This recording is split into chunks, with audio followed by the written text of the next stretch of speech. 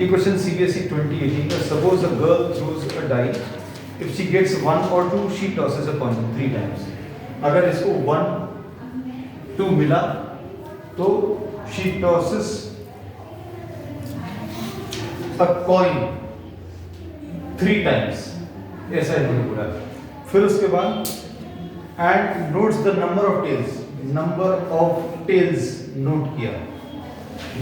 फिर उसके बाद इफ शी गेट्स 3 4 5 6, अगर इसको 3 4 5 6 मिला, शी टॉसेस अ कॉइन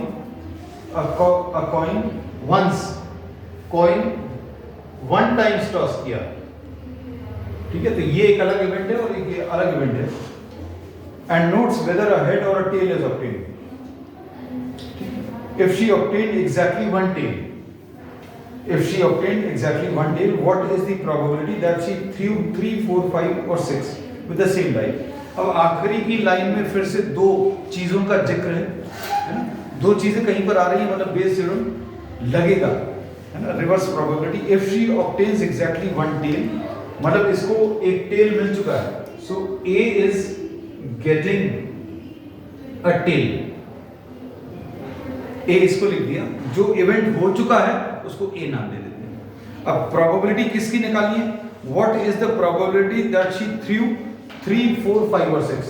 तो जिसकी प्रोबेबिलिटी निकालनी है उसको अभी हम लोग नाम E1 या E2 दे देते हैं। Suppose we are naming this as E1, E1 is getting 1 or 2 and E2 is getting 3 4 5 6। तो आपको जो प्रोबेबिलिटी निकालनी है E2 by A निकालना है। देखो पढ़कर question,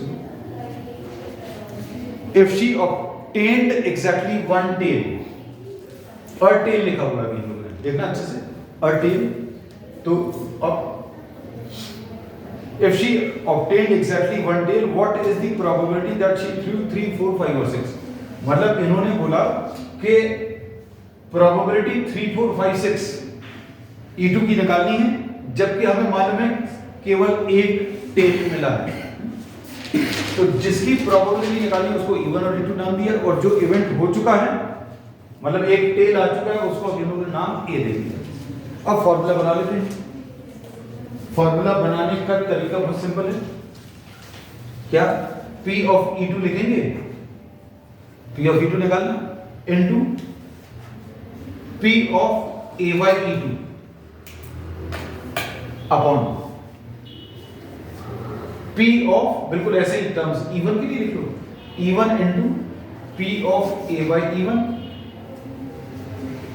plus P of E2 into P of A by E2। ठीक, अब प्रोबेबिलिटी ऑफ E1 कितना आएगा ये देखो, अच्छे से देखकर बता सकते हैं। गेटिंग अ 1 और 2, P of E1 will be 2 by 6, इसकी प्रोबेबिलिटी 2 by 6। क्यों? क्योंकि 1 और 2 आने के चांसेस, मतलब ये 1 by 3 आता है। P ऑफ E2 कैसे मिलेगा? गेटिंग अ 3 4 5 6, 3 4 5 6 मतलब 4, ये कितना जाएगा 2 by 3। तो P of E1 and P of E2 मिल गया। अब 3 कॉइंस अगर टॉस करेंगे, 3 कॉइंस अगर टॉस करेंगे तो ये टोटल सैंपल स्पेस ऐसा कुछ आ जाएगा, HTH HHT HTH THH फिर HTT फिर THT और TTH and triple T। Total 8 cases आएंगे। यहां पर एक कॉइन को टॉस किया, मतलब 2 ही केस आए HT। मतलब E1 अगर है, मतलब 1 2 आया तो कॉइन को 3 बार टॉस किया, ये पॉसिबिलिटीज है। अगर E2 हुआ, मतलब 3 4 5 6 है, तो एक कॉइन को टॉस किया, ये टोटल पॉसिबिलिटीज है। अब हम लोगों को E1 की प्रोबेबिलिटी, E2 की प्रोबेबिलिटी से मालूम। अब probability of A by E1 का मतलब क्या है, इसको समझो अच्छे से। इसका मतलब क्या है? getting a tail, 1 tail for E1, getting a 1 tail for E1। E1 अगर हुआ है तो एक टेल कैसे? अगर E1 हुआ तो 3 बार टॉस किया और एक टेल आने की प्रोबेबिलिटी कितनी 3/8 आ जाएगी, क्योंकि अगर इवन हो रहा तो 3 बार कॉइन को टॉस किया। और P of A by E2 इसका मतलब क्या है? इसका मतलब है गेटिंग वन टेल जब E2 हुआ मतलब 3 4 5 6 हुआ, मतलब कॉइन को एक ही बार टॉस किया और एक टेल आने की प्रोबेबिलिटी कितनी 1/3। बस सॉल्व हो गया क्वेश्चन।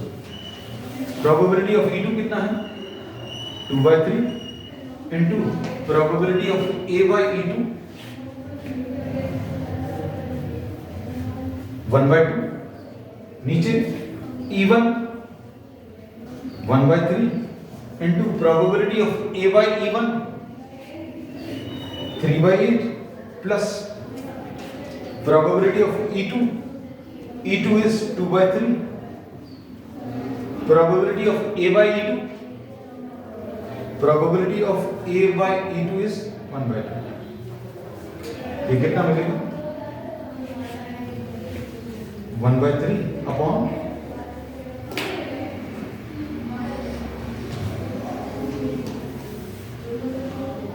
1/8